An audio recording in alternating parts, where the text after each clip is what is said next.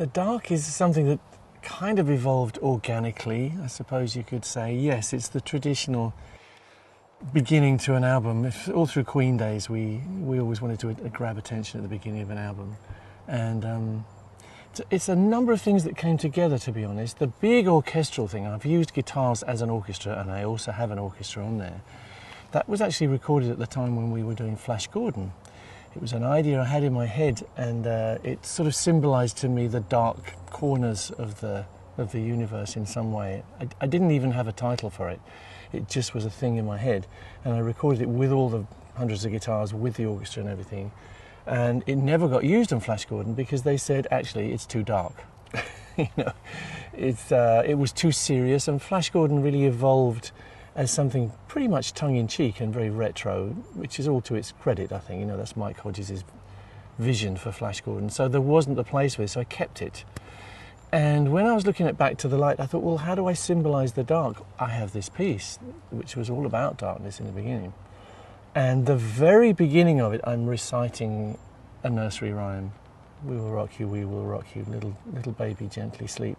Something that my mum used to sing to me when I was a baby. And I suddenly saw a connection between this and We Will Rock You. So one is We Will Rock You, rock you, rock you, and one is We Will Rock You. Slightly different things. So I don't know if there was any inspiration there or not. I have no idea. These things sit in your subconscious all your lives, don't they? There might have been some connection.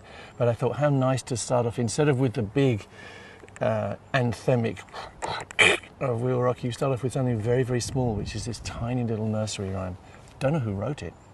I don't know if it's traditional or what, but it's also representative of my childhood, and I think some of this album is looking retrospectively. Songs like Too Much Love Will Kill You look right back through my life at the time, trying to find out the reason for things. So it made a lot of sense to me to have these elements all brought together in this track called The Dark. The dark sets up the light, and without the dark, of course, you don't appreciate the light. So that's my opening gambit of the album, it's the dark. There's one other little ingredient, which is a child's bell wheel. So if you rotate this little wheel, it's got lots of different coloured bells on it, and you just touch it with your finger and it makes this very, very soothing kind of nursery noise, and I wanted that in there as well. I still have that in the studio. It's nice to keep your sort of little treasures that bring back moments.